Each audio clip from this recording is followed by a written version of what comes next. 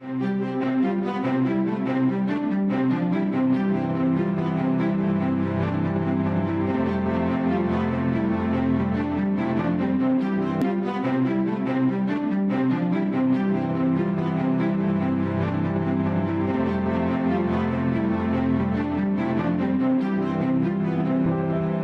день, мы продолжаем серию передач у редакционного камина газеты «Фармацевтический вестник».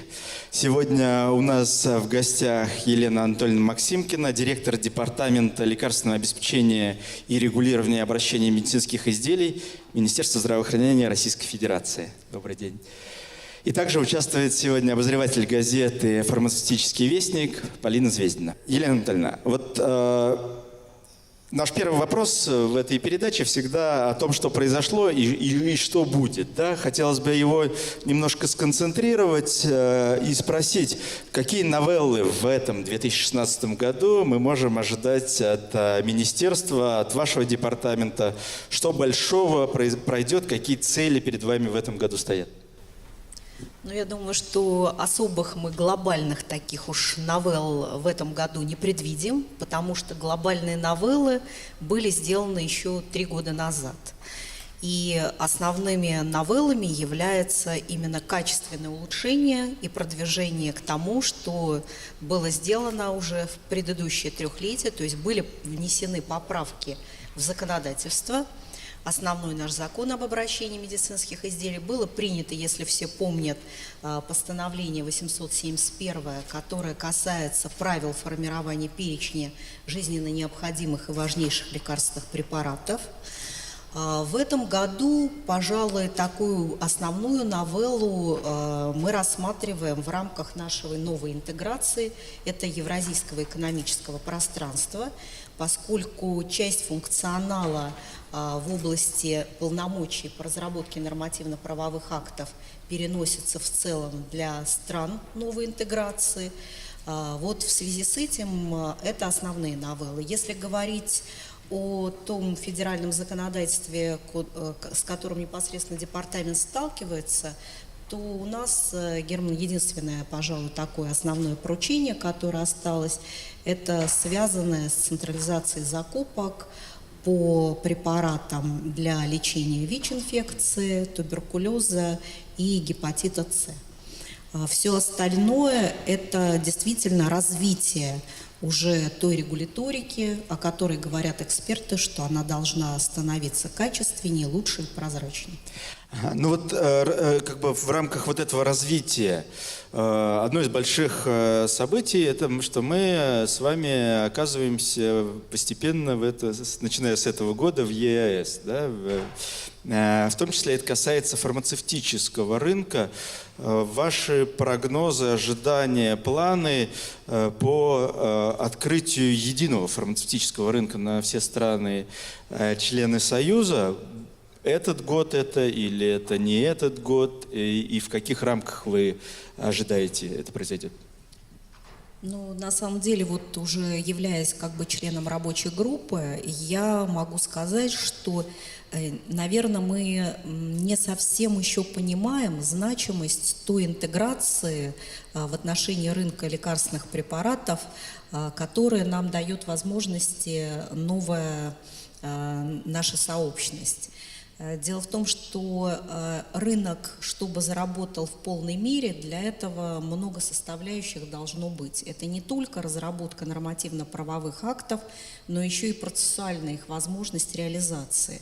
В полной степени, безусловно, ни одна из сторон в настоящее время к тому, чтобы процессы начались прям вот немедленно после ратификации соглашения, ни одна сторона не готова, потому что это предполагает единое информационное взаимодействие, регламент подачи досье, пошлины определенные.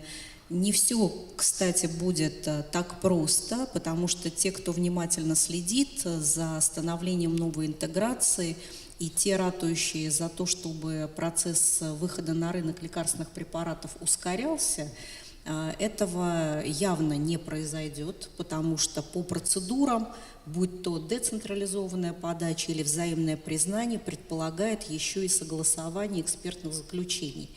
Ну, то есть это в любом случае определенное дополнительное время, и плюс это все-таки дополнительные финансы, хотя не в той степени. Каждая из сторон говорит о том, что если заходить отдельно в каждую страну, то, конечно, безусловно, это будет по совокупности меньшая стоимость. Но то, что пока нам не удается все-таки по процедурам это уменьшить, это однозначно, потому что, безусловно, еще есть определенный уровень подготовленности регуляторной в каждом из членов государств, членов ЯЭКа. Ну и плюс то, что мы уже обсуждали, это процедура, которая существует в рамках регистрации в Российской Федерации, процедура установления экспертами взаимозаменяемости в отношении заявок, которые поданы для воспроизведенных лекарственных препаратов. В рамках ЯЭК появляется еще возможность подачи гибридной заявки на гибридные лекарственные препараты и на препараты-биоаналоги. Сейчас в ЯЭК сложилась довольно конфликтная ситуация, которая в свое время складывалась ранее и при принятии поправок 61, но тем не менее она теперь более острая. Дошло до того, что некоторые организации, представляющие международных производителей, как бы исключают из рабочей группы. Исключили, не исключили, разные мнения у рынка, но суть в том, что как вы сами относитесь к тому, должны ли международные производители, ну, в том числе те, которые сделали инвестиции в России, участвовать в разработке документации для единого рынка? Я думаю, что слышать члены рабочей группы могут любые мнения, но то, что на площадке не должна сторона диктовать какие-то условия, у нас есть возможность обсуждения процедуры в рамках обсуждения регуляторных вопросов. Поэтому мы, например, удовлетворены тем, что в рамках обсуждения нормативно-правовых актов по медицинским изделиям у нас не присутствуют ассоциации в обсуждении вопросов непосредственно в рабочей группе. Что касается при выработке мнения, когда общее мнение, то мы приветствуем такое обсуждение, и никогда такого закрытого не было в рамках представления стороны. Но здесь, Полин, достаточно такая ситуация казусная, да, что все-таки вырабатывается мнение страны, то есть российской стороны. Поэтому, наверное, не совсем корректно, когда мнение российской стороны должно формироваться даже пусть под воздействием достаточно авторитетной, но тем не менее ассоциации зарубежных производителей. Более того, я не знаю ни одной регуляторики в других странах, в том числе и побывав с визитом в Соединенных Штатах, чтобы ассоциации влияли на принятие решений в FDA.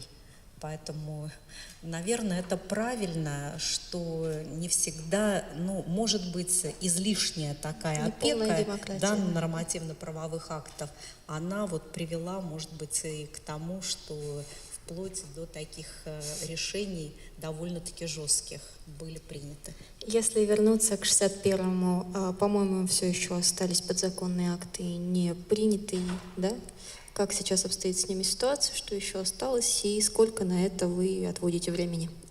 У нас нормативно-правовые акты должны быть разработаны, завершена их разработка основная в июне.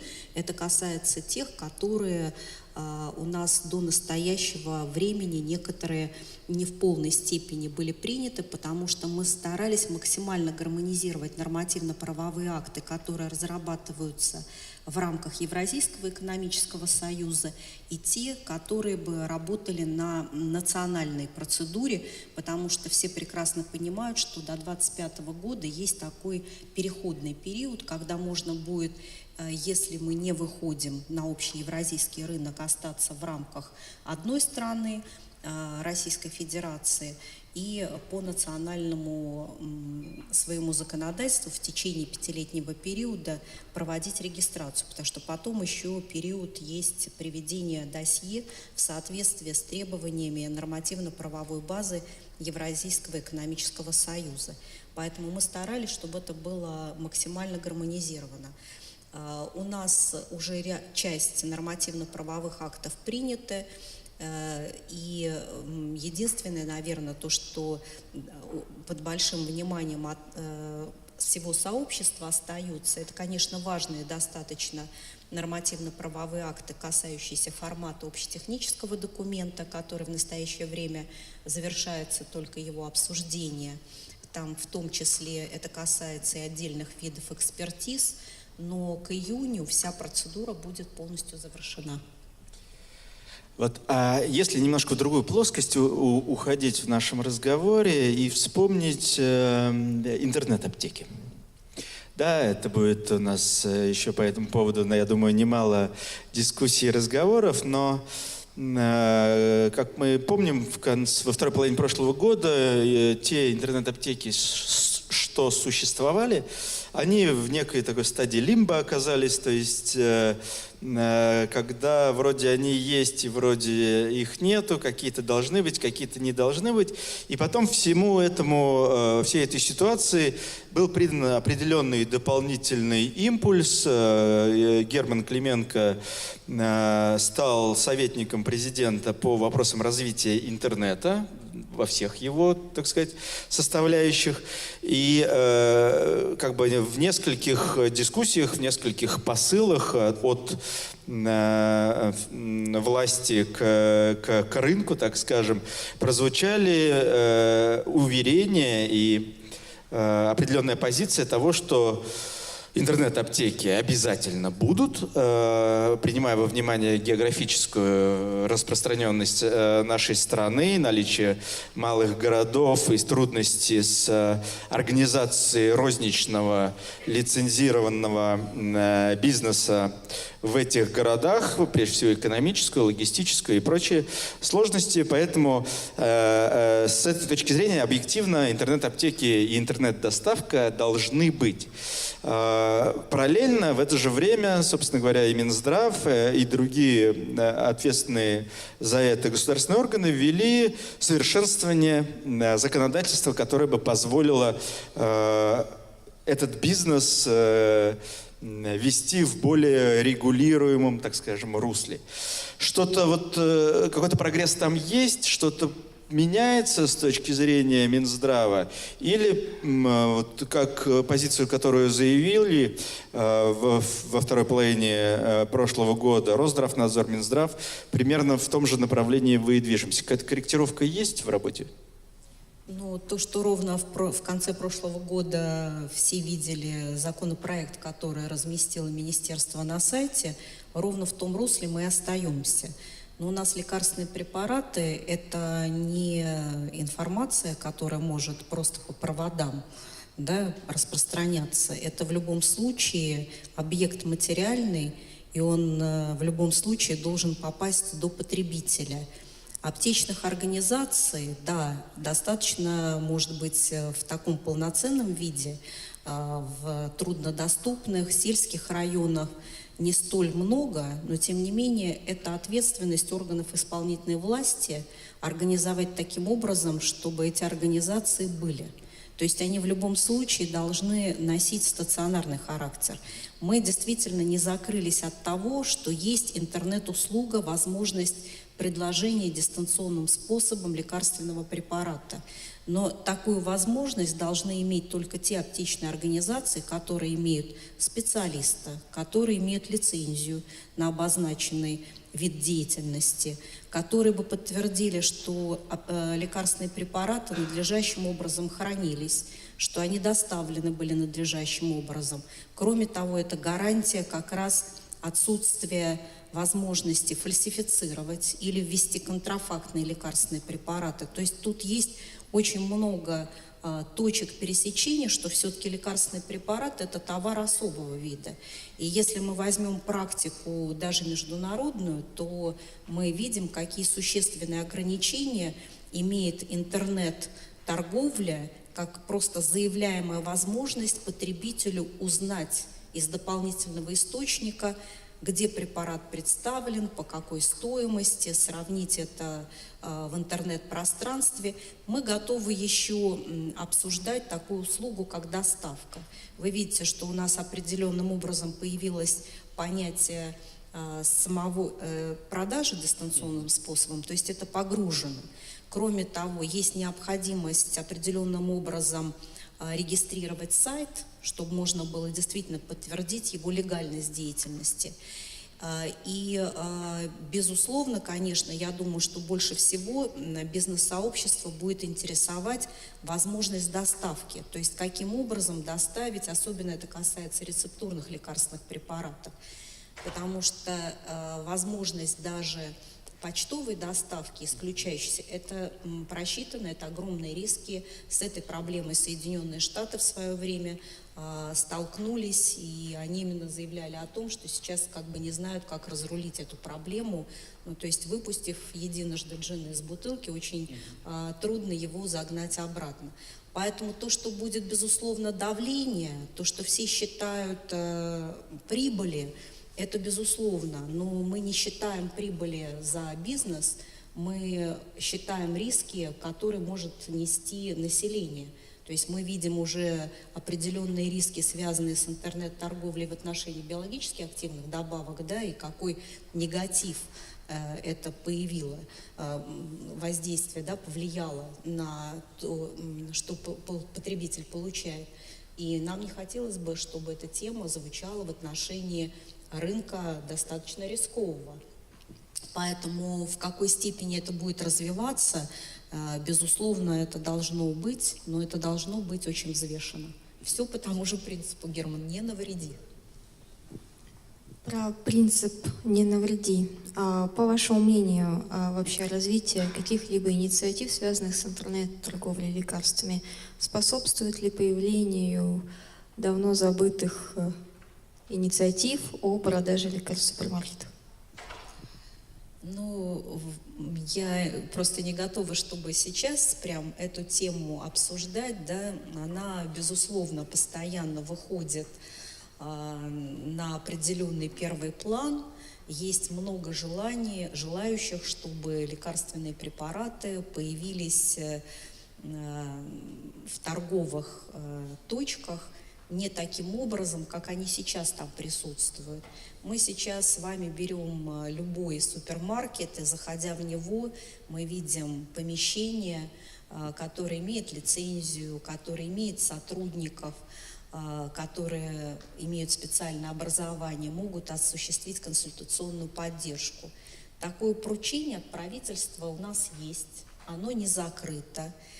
И действительно, мне, например, человеку, имеющему фармацевтическое образование, и плюс еще человеку, который имеет 1000-ную армию учеников, работающий в этой сфере, который был всегда за статус своей профессии, безусловно, эта инициатива не близка. Я бы так ответила. Опять же, немножко переходя к другому вопросу, но он увязан в том смысле, что мы говорим о будущем, о том, что происходит, должно или не должно происходить. Мы с вами, Елена Анатольевна, давно разговариваем, планируем и движемся в направлении соплатежей рецептурных лекарственных средств.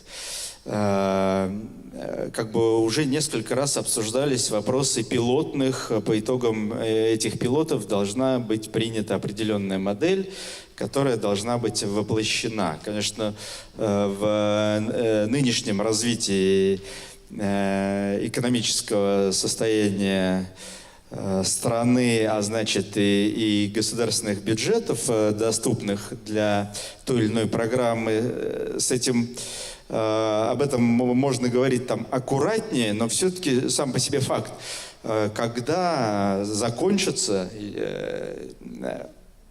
пилоты, на основании которых будет в дальнейшем приниматься модель соплатежей, или эту идею отложили до лучших времен? Закончится ровно после того, как они начнутся и какое-то время будут реализовываться. Вы знаете, Герман, меня очень порадовал, кстати, недавно сюжет в программе «Утро». Я, честно говоря, не знаю, вот с какой подачи, то есть кто был инициатором, но очень этичный, взвешенный. То есть у нас есть такое фрагментарное движение в очень небольшом количестве субъектов, хотя в большинстве это полномочия сейчас субъектов лекарственное обеспечение. На федеральном уровне осталась незначительная часть, касающаяся действительно общей регуляторики, да, и мониторирования, администрирования отдельных программ. Большие полномочия переданы на уровень региона. Единственные две вот области, мы недавно их заслушивали в ходе видеоселектора, это Кировская область, их проект, касающийся лекарственного обеспечения пациентов с сердечно-сосудистыми заболеваниями. И в Омской области был проект, который касался лекарственного обеспечения лиц, которым провели стентирование, и они нуждаются в определенной лекарственной терапии. Если говорить, мы с вами-то больше не о соплатежах, да, волнуемся, потому что соплатеж, он тоже может быть разный. Он может быть для кого-то и составлять 0, а для кого-то определенную величину. Речь идет все-таки о разработке новой, абсолютно новой модели лекарственного обеспечения. То есть уже никого не устраивает, чтобы лекарственное обеспечение было таким лоскутным одеялом, когда мы ищем отдельные категории граждан или группы заболеваний и начинаем их финансировать.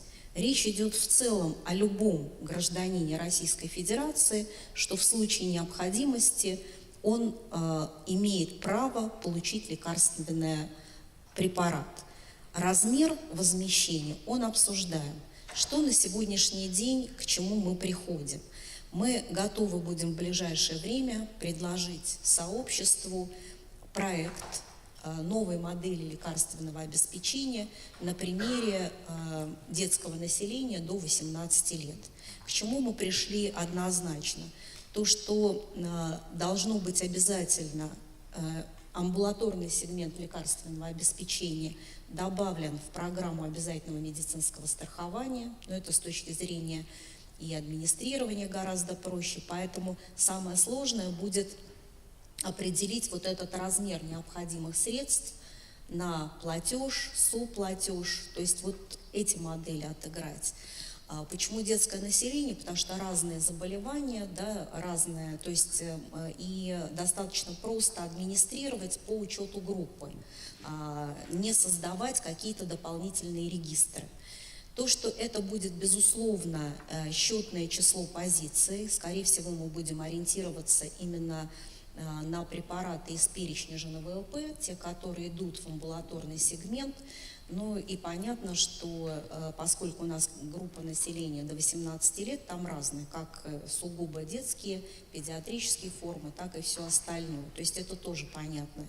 И, конечно, мы должны понимать, что должна быть такая политика. Одно МНН, одна цена. То есть это переходное референтное ценообразование, которое на сегодняшний день несколько имеет в Российской Федерации сложности установления, потому что по ряду закупок у нас цены закупочные гораздо ниже зарегистрированных предельных отпускных цен. И возникает проблема, какую тогда референтную цену устанавливать. Но то, что она должна быть установлена, это безусловно так. То есть вот основные составляющие я назвала. А то, что мы постепенно к этому двигались, тоже все сообщество наблюдало. Во-первых, у нас развивается система клинических протоколов. Это то, что обязательно. То есть врач должен назначать и лечить по определенной схеме, по протоколу, та, которая должна проверяться. У нас с вами есть процедура включения и исключения препаратов из перечня. Мы ее совершенствуем, но, по крайней мере, у нас есть понятные императивы формирования этого перечня. И еще один момент, то, о чем говорил ФАС, То, что мы готовы и в международном пространстве говорить, это все-таки установление возможности взаимозаменяемости для одного МНН. Это тоже важный элемент, чтобы врач имел правовой статус выписать препарат пациенту по МНН. Если есть случаи исключения, то, безусловно, когда конкретно показанная врачебная комиссия устанавливает индивидуальную непереносимость, то, безусловно, препарат будет назначаться, как и сейчас это предусмотрено по торговому наименованию. Но вот такие перспективы мы сейчас активно обсуждаем, это наше движение вперед. И если уж не о лекарственном страховании, то, конечно, о пилоте возмещения, можно будет в ближайшее время говорить. В ближайшее время не определено? Нет, это в ближайшее время. Я думаю, что в марте мы уже на суд общественности вынесем общую модель. Если говорить про отказ от политики лоскутного одеяла применительно к контролю за лекарствами, вы участвуете в создании вот этой политики маркировки всех лекарственных средств? Ваш департамент вообще в этом участвует? И на каком сейчас состоянии находится данный проект? Потому что, я помню, последний раз была идея, что там, по-моему, с 17-го сильнозоологий, с 18-го ЖНУЛП, с 19-го вообще все. Сейчас как-то видение изменилось. Безусловно, наш департамент участвует во всем, где звучит слово «лекарственный препарат». Но в данном случае мы участвуем как бы сосоздатели данной системы, потому что это система мониторинга движения. Мы тут являемся еще и потребителями в рамках того, что мы администрируем программу семи-высокозатратных нозологий. И, конечно, мы сталкиваемся с тем, что иногда по данным Росздравнадзора бывает так, что назначаются препараты из программы пациентам, не имеющих на это права, переходят они в том числе в стационарный сегмент. Мы, безусловно, заинтересованы в том, чтобы программа мониторинга движения, подтверждения и прослеживания от создания производства препарата до его потребителя, она имела право на жизнь. Я не настолько технически продвинутый, наверное, тут человек, который может какие-то технические нюансы рассматривать. Поэтому в настоящее время больше моментов о том, кто будет являться оператором, каковы технические здесь возможности. Риски мы видим пока только в одном. Почему необходимо, мы считаем, на программе семи высокозатратных нозологий? Потому что, во-первых, ограниченное количество аптечных организаций, через которые реализуются эти препараты, ограниченное число операторов и ограниченное число позиций. Потому что если переводить это на все, на мой взгляд, необходимо очень тщательно просчитать все-таки затраты. То есть затраты для всех участников рынка, поскольку средствами, которые должны отслеживать, не только это производители, которые должны наносить дополнительные отличия на упаковку, но и затем отслеживание, то есть чтобы каждую точку оснастить необходимым оборудованием. Пока, наверное, это не такое дешевое удовольствие, как иногда разработчики пытаются представить, что это будет всего лишь 40 копеек или рубль к упаковке.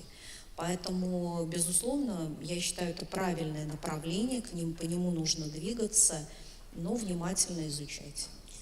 Проект, который готовили Штада Нишфарм, Катрен, кажется, и кто-то еще забыл, кто. Да. По поводу стоимости маркировки, вы его изучали? Вы согласны с теми цифрами, которые там приведены?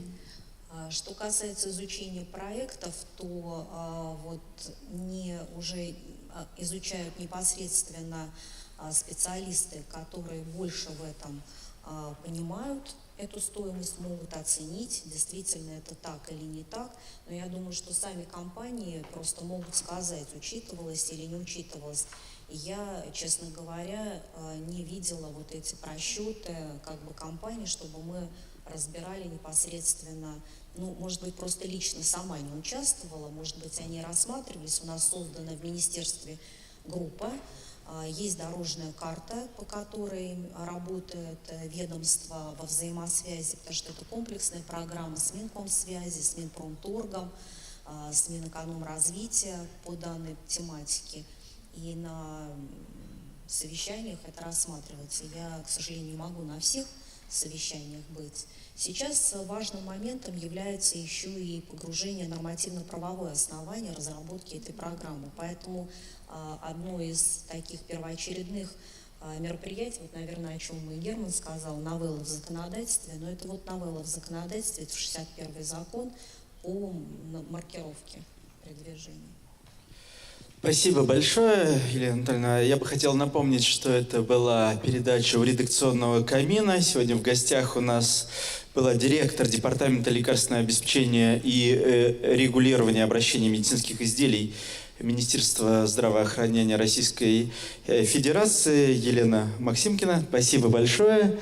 Спасибо, Герман. Рада, что наконец-то до вас добралась. Да, долгожданная передача, запись. И Полина Звездина, обозреватель газеты «Фармацевтический вестник». Мы прощаемся с вами, увидимся в следующий раз. Всего хорошего.